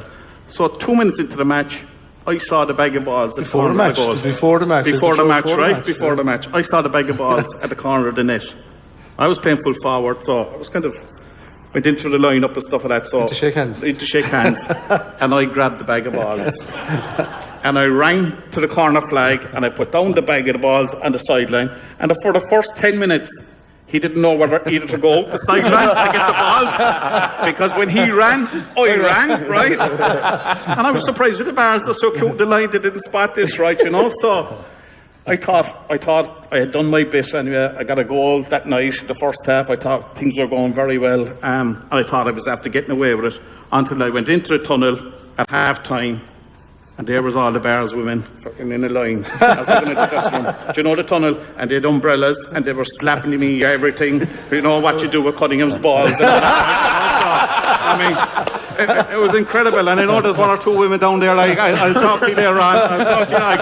I remember G. Well, that was a story. And look, you had to do what you had to do to win, and we won the match. And we went on to win the county championship. So. The Sport Ireland campus Blanchardstown is the home of Irish sport, not just for our athletes but for you in the community. Check out our amazing offers for families with kids camps, sport academies and birthday parties. Or for adults, why not join our gym with a 50-metre pool? Or your club, school, friends can book one of our world-class indoor or outdoor facilities, including our brand new field sport covered pitches. Find out more on nationalsportscampus.ie. Join Bruce Betting now for a risk-free first bet up to €100. That's right. New Irish accounts can enjoy a risk-free first bet up to €100. So if your first bet loses, we'll refund your stake with a free bet. Now that's giving you more. Bruce Betting. In store, online and now on your phone. T's and C's apply. Please gamble responsibly. See dunlewy.net. All right, so Off the Ball are heading off for some winter sunshine in November to Abu Dhabi. We're going to play two of the best golf courses in the world. We're playing the Yas Links and the National, which of course is famous around these parts for being the venue of the HSBC, which Shane Lowry won on earlier on this year. So we'll get his take on just how nice that course is and why you should be part of this trip. So we've got 5 nights in a 4-star hotel, a Peter Lorre golf clinic, a gala dinner, and of course a world famous OTB roadshow to wrap it up from November the 17th to the 23rd in Abu Dhabi. You can sign up now at offtheball.com/open. Kevin Kilban's going to be there, Kieran Donaghy's going to be there, Peter Lorre's going to be there. There'll be a golf clinic and crack guaranteed. It'll be nice, it'll be sunny. It sure will. You going? Do you play golf? I used to. You better get your golf. So I suddenly play golf again. You better get your clubs out pretty quick, and I mean, we did press gang you into cycling, and you couldn't really do that. So, yeah, do you need to train hard to be a good golfer? Yes, you do. You need to do a little bit. Practice pretty hard. It's less strenuous on the old body, so I guess it's more doable. Definitely. So the power rankings, as ever, have inspired a reaction. I think that's the way to put it. Cian O'Mahony says, Ger, if you can keep introducing Owen's power rankings in a similar manner all summer, I'd be delighted. I can't even remember what I said now.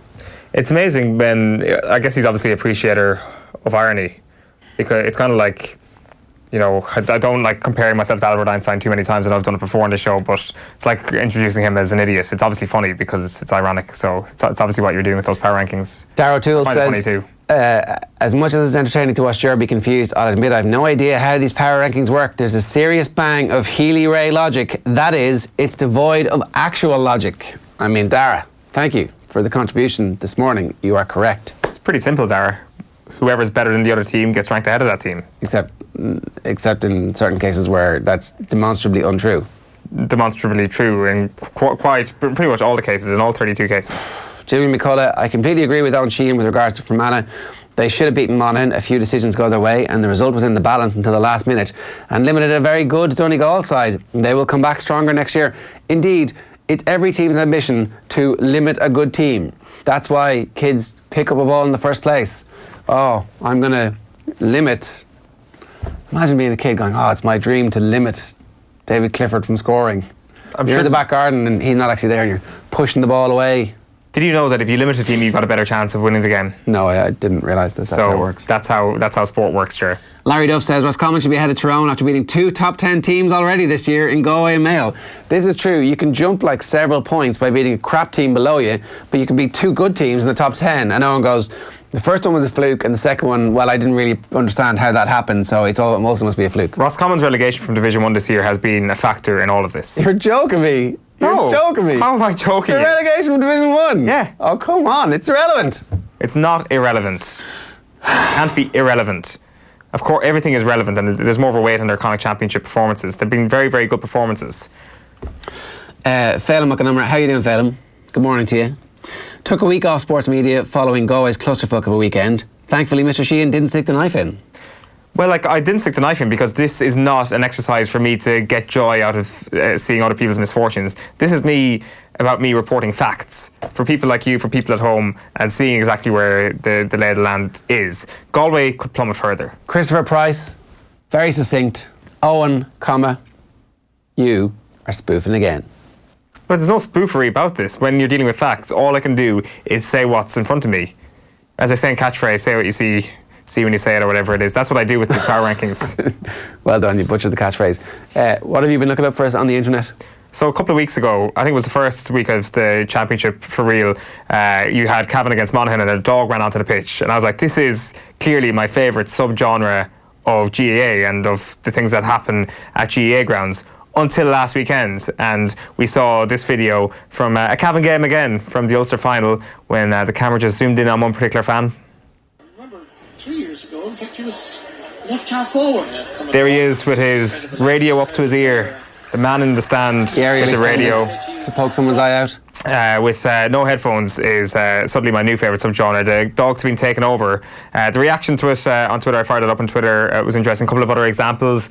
At Dubs Ger R says, had this Mayo chap in front of me at the 2013 final, don't think he could find a smaller one. That is without question the biggest radio I've ever seen in a stand. Ono Sulawan was in touch to say that an alive and well subgenre too, this helpful Clare fan, kept the West Terrace up to date with his mobile wireless in Ennis last week. And Emma McMahon was in touch with me to say it's not just the GAA, you see it, this was a lad in front of me for the last Irish game. I sincerely hope he's actually on RTE Player there and listening to the commentary on like a 5-minute delay just to hear whatever's going on. I did a bit of a look online. I looked through some sports file photos to see some of the best radio men. Let's look at March 1999. A Galway fan fixing his radio at the front of the terrace. Hopefully he pumped up the volume there for that Clare game so that everybody could hear what was going on. In 2004 then, we have a lone supporter here keeping an eye on the match with his beloved radio between his arms. That was an O'Byrne Cup game between Carlow and Wicklow. We had this one from the 2014 National League, Donegal and Armagh. That is a very genuine fan with his earphones in. He's not going to disturb anybody else.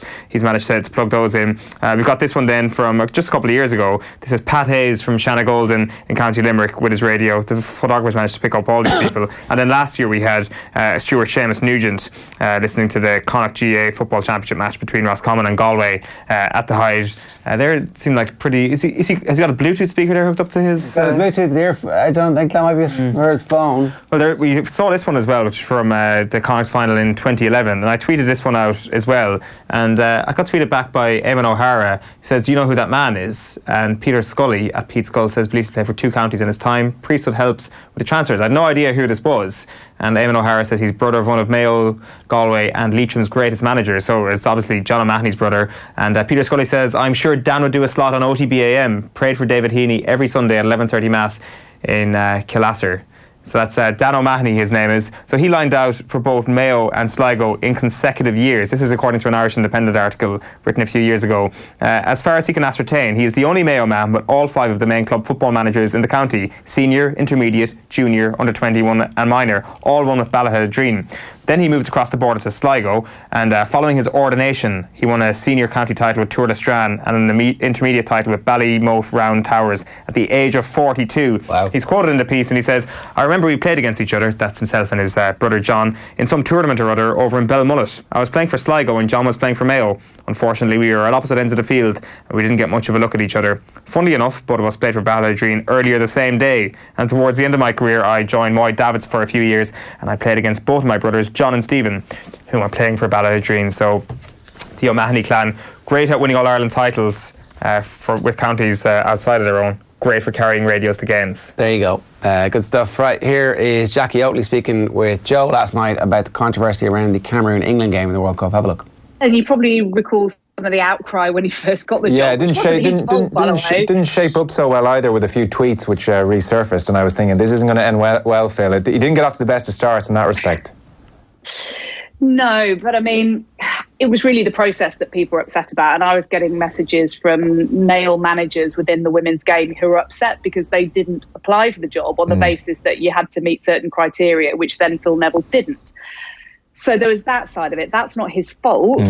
But then I also have some sympathy with the FA because, and it's not a very popular thing to say, but I do, because there were reasons why they couldn't employ certain people they thought they wanted to employ. But sometimes there are issues which become apparent nearer the time, and and they have to be so careful to avoid controversy. So they had to think differently and go, okay, what do we do? So they really handpicked the candidate because he had been in a training program, he was on their talent plan. And regardless of all that, yes, he has been a very good fit. He has helped raise the profile. He has, most importantly, dived straight into it. I saw him on his first weekend and he was exhausted because he had left his family in Spain and he had swatted up on so many football matches within his first few days. He was already cream cracking.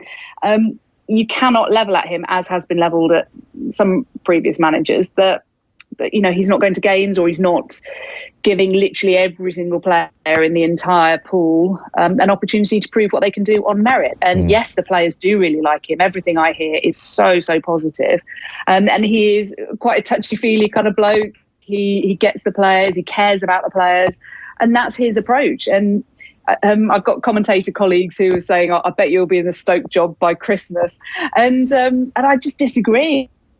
I think he's having an absolute ball. He seems to be loving every minute. And it'll be really interesting to see how far they can go now that they're really going to be tested against Norway and potentially beyond. All right, that's Jackie Oatley singing the praises of Phil Neville. Yeah, looking good. They're looking good, the Lionesses.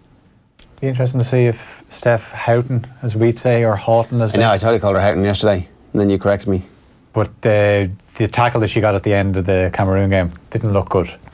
Who are they playing next? Norway. Right, Norway are decent. They're decent. Could be better if they had the Ballon d'Or winner playing for them, but they're handy. So it's hard to actually pick a winner now. USA, when they blew Thailand away and then they beat Chile and everyone thought, and then they beat Sweden.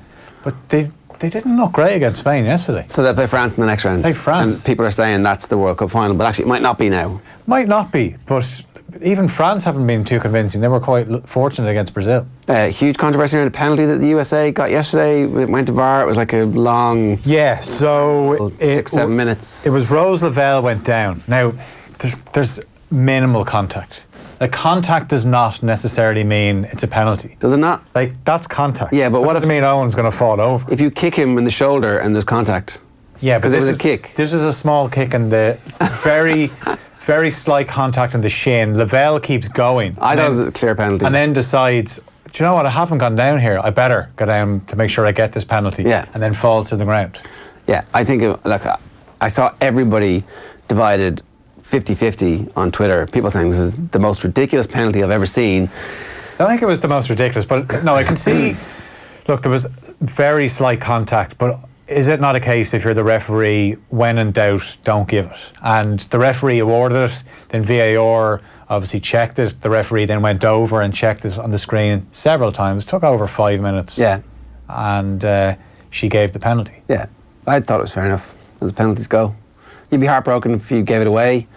Like, what? In fairness, she was kicking out and kind of withdrew her foot, though. She could see that this wasn't going to be a good idea, so she kind of pulled back a bit. Too late. Spanish defender. Yeah. America were the better team, though? They were the better team, and Spain's problem is they don't score enough goals. Technically very good, they pass the ball around nicely, but they just don't pose a goal threat. The goal they scored was a very good finish, but it actually came from a mistake from America playing out from the back. And if you're France, you're looking at that thinking, right, they'll keep trying to play it from the back. High press. High press. Problem is, how long can you sustain a high press for? America look like the strongest team physically out of all the teams left in the competition. But it's hard to pick a winner at the moment. It's getting good now. It's getting to the point where all the good teams are left. Yeah, and the quarter-final lineup will be complete tonight. So you have Italy and China at 5. Italy have surprised a few people when they beat Australia in the first group game. Then European champions, the Netherlands, take on Japan at 8. So the winner of those ties then meet in the quarterfinals, and that's your quarterfinal lineup complete. Just to fill in the missing bits from last night. So the USA obviously beat Spain 2-1. They play France in Paris on Friday. Megan Rapinoe scored both penalties. Actually, she didn't have the ball for the second penalty. And then they decided, she's going to take it. And this is actually something that worked against Canada in the second of last night's game. Sweden won 1-0, which means Sweden will play Germany in the quarterfinals on Saturday. Canada were awarded a penalty. Again, it's a handball that goes to VAR. You see the replay once and you're thinking, that's a penalty. 5 minutes before the penalty was taken. Yeah. And it's just got to be quicker. They do. They need to have here's your 30 seconds to see the replays. If you can't tell from that, off you go. They just put a clock on it and mic up the sound going to the referee so that the crowd knows what's happening, because otherwise no one has a clue what's going on. The other thing was the referee was a real stickler for the exact position of the ball for the second penalty in the America game. She had it on the penalty spot. A little bit towards the front of it. She did that with the first penalty. She actually went same corner for both penalties as well, like the psychology. The referee was and the Spaniards were standing on the penalty spot a good bit, kind of just dancing up and down on it, just to see if they could, I don't know, fair play to her for taking it. It was Janine Becky who missed the penalty against Sweden for Canada, and she didn't have a good game. And Sinclair, the captain of Canada, she's their top scorer. She should have taken the penalty, but I think, sometimes you get a player who hasn't had a great game, thinks, do you know what I need? A goal to give me some confidence. It was actually a great save from Lindahl, the Swedish goalkeeper. And then actually when you saw it, you were thinking, it's such a good save. I hope she didn't encroach, but she was well behind the line when she saved it. Even at the very end of the game, 7 minutes injury time, there was an incident where, similar to the penalty incident, the ball was played in and it actually hits the elbow, but her elbow was tucked in. But the ref's blowing the whistle, and I was thinking, this would be unbelievable if they pulled it back after the Sweden players celebrate. And we are going to see that. It was PSG style level of handball, was it? It wasn't quite that blatant now. The most important handball in the history of Manchester United. Yeah. But so it's hotting up nicely anyway, and I said the quarterfinal lineup be complete tonight, and got some really good quarterfinals to look forward to as well. Diarmuid Connolly, the will he, won't he, it looks like the conversation is done now. He is apparently on his way to Boston once again. He's going to go and play with Donegal Boston like he did last summer, won the championship with them, scored 12 points in the final. And you think back to early May, I know Jim Gavin spoke off the ball, one of these press day championship launches, and he was asked about Diarmuid Connolly, and he pretty much said, oh yeah, we'd love to see him back. He's never closed the door. He's always said the right thing, but Connolly hasn't played a game for the Dubs in 16 months. It was a league game against Mayo, and he's off probably this week. I'm sure he'll be well looked after. Yeah, it's a pity, because you just feel like when it comes down to it, the best player in the country isn't really playing enough Gaelic football at the highest level at the moment. Ultimately, that's the thing that I'm going to take away from this, and that's a pity. Yeah, you think back to the impact he had in the 2017 final as well when he came on. He was the player that won the free that Dean Rock kicked to win it for the Dubs as well. You'd wonder what this Dublin team would look like if they had Pillar Caffrey or something managing it, or if they had kind of thrived under a bit of chaos over the last 5 or 6 years instead of the regime that has led to this level of success, sort of off the cuff management. Who knows who'd still be playing for the team, who knows who wouldn't be playing for the team, who knows what sort of style of play they'd be playing. Would Diarmuid Connolly kind of see himself as a massive role in the Dublin team and kind of more likely to come back over the next couple of years? I don't know, it'll be interesting, but as we said at the top of the show, Dublin's favourite tag is not impacted by this one bit, which seems extraordinary to say given he is the best footballer around. Yeah, no, I'd agree with you on James McCarthy as well, that's a bigger worry for them, that if McCarthy is out, then without having Diarmuid Connolly in the squad. McCarthy is... the only thing McCarthy hasn't done is win Footballer of the Year. I know, he should have. And he's been so close to it. But You would have won a lot of money, Ger. Yeah. But he should have. He was the Footballer of the Year that year. He's Mr. Consistent, and he's brilliant. So it'd be interesting to see when we'll find out exactly how bad that knee injury was. The Curragh executive have failed to persuade GAA chiefs to move the date and time of Saturday's All-Ireland Round 3 qualifier between Kildare and Tyrone. Throws in at 5 o'clock at St Conleth's Park in Newbridge, 20 minutes before the Irish Derby gets underway at the Curragh, and there's only 5 kilometres between both venues. It's a pity that the two biggest sports events in Kildare this year are going to clash, because you wait all year for something major to come along and suddenly they're on at the same time. It is a pity. And if there was a possible accommodation, would it have made that much of a difference if that was the 7 o'clock and the other game was the 5 o'clock? Maybe not. Probably not. To be honest, the ideal situation is moving it to a different day. That can't happen with television rights, and with the fact that you got 2 big hurling games on the Sunday, so it's just tough luck, Kildare. The 7 o'clock throwing would have helped. It probably would actually, yeah. It would give an extra couple of hours. It would definitely ease the traffic concerns. But when it comes to actually broadcasting this thing in terms of what we're actually going to see, obviously, is traffic that detrimental really to what everybody else sees? It is to people in Kildare who are big into their sport. Kildare's fault again. They've done it again by the fact that they didn't beat the Dubs. This is what happens. Yeah. Better get used to that, Phil. Yeah. Mikel Arteta, Avram Grant, Gary Monk. Just some of the names being linked with the vacant Newcastle manager's job. So if you're a Newcastle fan, doesn't sound great. Like from Rafa Benitez. Mikel Arteta could be good, no? Yeah, potentially. But it's no... big old first job, isn't it? Like a big old mess of a first job.